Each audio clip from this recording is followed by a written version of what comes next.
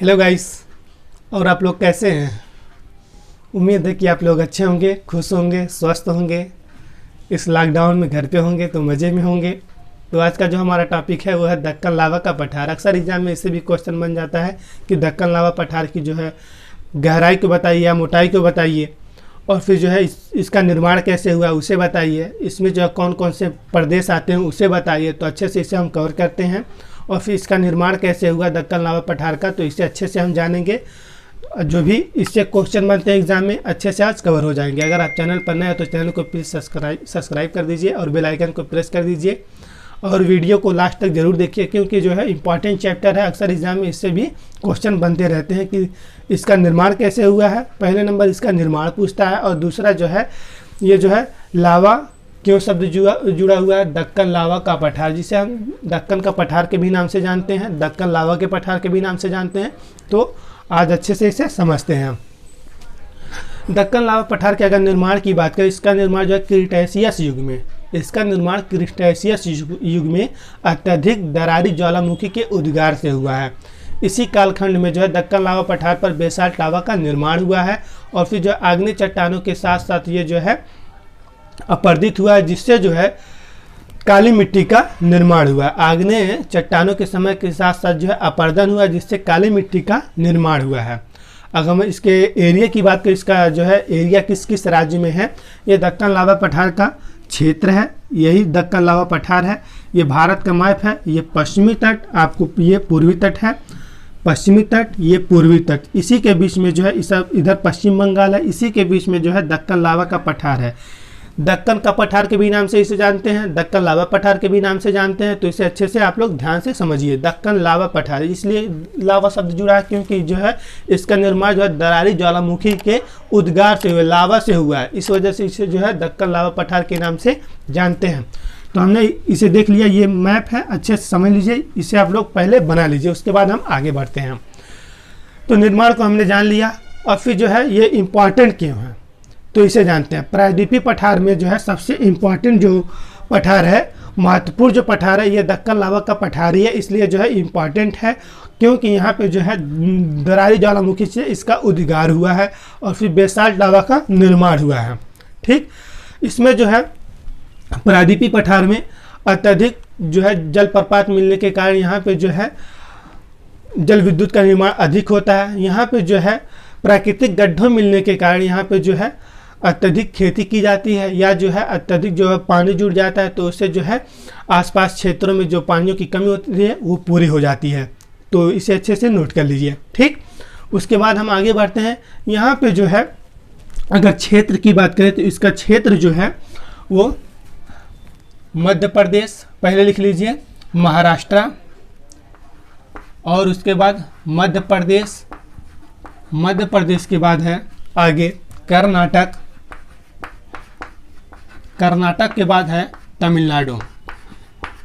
ये राज्य जो है इस दक्कन लावा पठार क्षेत्र में आते हैं। कौन कौन से राज्य आते हैं? महाराष्ट्र, मध्य प्रदेश, कर्नाटक, तमिलनाडु क्षेत्र, इस राज्य ये जो है दक्कन लावा पठार के एरिया में आते हैं। अगर इसके अनुमानित गहराई की बात करें तो इसकी अनुमानित गहराई है 2134 मीटर। ठीक, और फिर जो है उत्तर और पूर्व क्षेत्र में इसकी गहराई जो है आपको कम देखने को मिलेगा। इसके जो है यहाँ पे जो है बड़े बड़े खाइयाँ होने के कारण, यानी पश्चिमी तरफ जो है बड़े बड़े बिहार और खाइयाँ होने के कारण यहाँ पे जो है आपको लैगून देखने को मिलते हैं। लैगून किसे कहते हैं तो इसे समझते हैं। लैगून उसे कहते हैं चारों तरफ से आपको पानी देखने को मिलेगा, ऐसे ऐसे पानी रहेगा, और थोड़ा सा जो है जगह बचा रहता है, उसे ही हम लैगून के नाम से जानते हैं। और यहाँ पे जो बंदरगाहों का पोताश्रयों का निर्माण हुआ है, पोताश्रयों का निर्माण हुआ है। और इसके पश्चिम में पश्चिमी घाट है, जहाँ से जो है कृष्णा नदी निकलती है। महाबलेश्वर यहाँ की सबसे ऊंची चोटी है, यानी कि दक्कन लावा पठार का जो निर्माण हुआ है उस पर जो है पश्चिमी घाट एरिया की अगर इसके बात करें, अवलोकन करें, पश्चिमी घाट के अवलोकन करें, तो यहाँ की जो है सबसे ऊंची जो चोटी है वह महाबलेश्वर चोटी, महाबलेश्वर चोटी। और फिर यहीं से जो है कृष्णा नदी निकलती है, यहीं से जो है कृष्णा नदी निकलती है।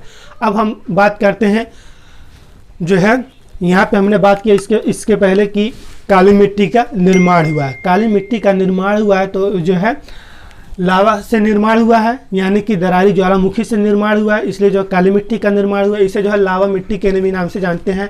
और फिर जो है कहीं कहीं आपको जो है लैटराइट मिट्टी भी आपको देखने को मिलेगा, लैटराइट मिट्टी भी आपको देखने को मिलेगा। और फिर काली मिट्टी की अगर बात करें तो काली मिट्टी में जो है सोयाबीन है, चना है, कपास है, इत्यादि चीज़ें यहाँ पे जो है उगाई जाती हैं। इसलिए जो है काली मिट्टी को कपासी मृदा के भी नाम से जानते हैं।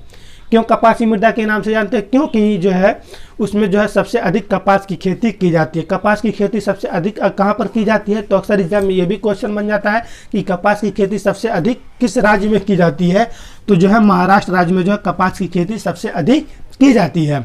क्यों की जाती है? क्योंकि यहाँ पे जो काली मिट्टी पाई जाती है, काली मिट्टी में जो कपास की अत्यधिक पैदावार होता है, इसलिए जो है यहाँ पे काली मिट्टी में जो है कपास की खेती होती है। और फिर जो काली मिट्टी को स्थानीय भाषा में रेगुर मृदा के भी नाम से जानते हैं। किस नाम से जानते हैं? रेगुर मृदा। और फिर जो है कपासी मृदा भी कहते हैं। क्यों कपासी मृदा कहते हैं? क्योंकि यहाँ पे जो काली मिट्टी में कपास की खेती अच्छे से हो जाती है और अधिक पैदावार होता है। तो कपासी मृदा लिख लीजिए और रेगुर मृदा लिख लीजिए। और फिर लैटराइट मृदा भी यहाँ पे पाई जाती है, जहाँ पे जो है आपको सोयाबीन है और फिर तिलहन से संबंधित जो फसलें हैं यहाँ पे आपको देखने को उगाने को मिलेंगी। ठीक, तो यहाँ पे जो है आपको जलप्रपात भी अधिक देखने को मिलता है। पोताशरों का निर्माण यहाँ पे हुआ है, बंदरगाहों का निर्माण हुआ है। और फिर साथ ही साथ यहाँ पे जो है जैसे प्रायद्वीपीय पठार में जो है आपको खनिज संसाधन देखने को मिलते हैं, वैसे ही दक्कन लावा के पठार में भी आपको देखने को खनिज संसाधन देखने को मिलते हैं। यहाँ पे जो है खनिज संसाधन की अगर बात करें तो सोना है, चांदी है, जो है सोना है, और फिर जो है मैग्नीज है, बॉक्साइट है, और फिर कोयला है, लोहा है, आपको देखने को यहाँ पे उत्पादन में आपको मिलेगा। ठीक, अगर मध्य प्रदेश की बात करें तो बालाघाट है, और फिर जो है महाराष्ट्र में भी उत्पादन होता है। और फिर जो है यहाँ पे जलप्रपात का निर्माण होता है, जिससे बिजली का निर्माण होता है। और फिर जो है जलप्रपात जब बनते हैं तो बिजली का निर्माण होता है, उससे जो है बिजली की लुत्फ तो उठाते हैं, साथ ही साथ जो है कृषि भी उससे की जाती है। तो हमने इसे अच्छे से समझ लिया। अब फिर जो है प्रायद्वीपीय पठार का सबसे इम्पॉर्टेंट, सबसे महत्वपूर्ण ये जो है पठार है, तो इसके आसपास जो पठार है उसको हम देखते हैं। यहाँ पे आपको देखने को मिलेगा, जैसे कि हमने इसके पहले ही बात कर लिया कि अगर पश्चिमी घाट के अवलोकन करें तो पश्चिमी घाट में सबसे ऊंची चोटी है महाबलेश्वर चोटी। महाबलेश्वर चोटी आपको यहाँ है, आपके महाबलेश्वर चोटी यहाँ पे लिख लीजिए। और फिर जो है इसी के नीचे जो है आपको ब्रह्मगिरी की पहाड़ी आपको देखने को मिलेगा। इसी के नीचे ब्रह्मगिरी है, यानी ब्रह्मगिरी यहाँ पे है। और फिर जो है रतनगिरी यहाँ पर है। ठीक, रतनगिरी, ब्रह्मगिरी और फिर जो है महाबलेश्वर, और यहीं से जो है कृष्णा नदी निकलती है। इसके आसपास जो भी पठार है, प्रायद्वीपीय पठार जो भी हैं, हम इसे अच्छे से नोट करते हैं, लिखते चलते हैं। अभी भी अगर आप ध्यान ना दिए हो, अगर चैनल पर नए हो तो चैनल को प्लीज़ सब्सक्राइब कर दीजिए और बेल आइकन को प्रेस कर दीजिए। और फिर जो है ये वीडियो अपने दोस्तों में शेयर जरूर कीजिए।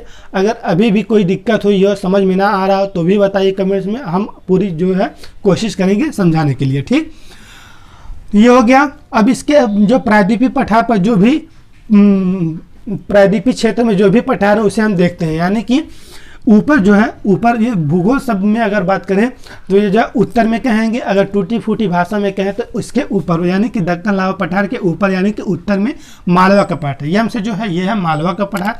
इसके जो है और उत्तर में जाएंगे तो बुंदेलखंड का पठार, यह है बुंदेलखंड का पठार, और यह है मालवा का पठार, और फिर जो है ये बघेलखंड का पठार है।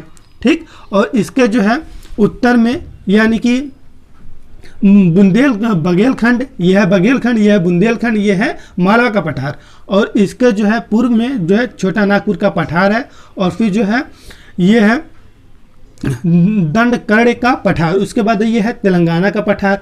तेलंगाना के पठार के नीचे जो है दक्षिण में है कर्नाटक का पठार, और इसी के बीच में जो है दक्कन लावा का पठार जो है।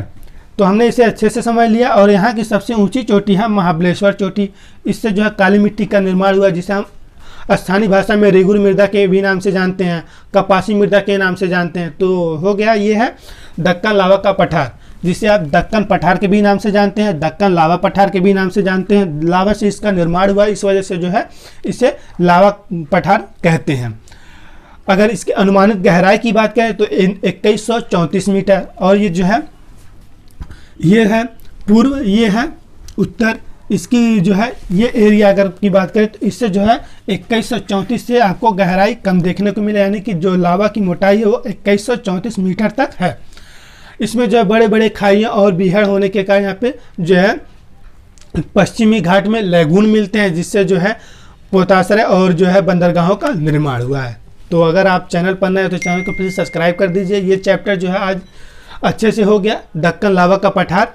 तो हम मिलते हैं नेक्स्ट वीडियो में। अभी भी कोई दिक्कत हुई है तो कमेंट कीजिए, और जो है इससे जो है अगले वीडियो में अच्छे से पूरे समझाने की कोशिश करेंगे, अगर अभी भी कोई दिक्कत हुई हो तो। ठीक, ऐसे ही बने रहिए, अब मिलेंगे नेक्स्ट वीडियो में। आज के लिए यहीं तक, शुक्रिया।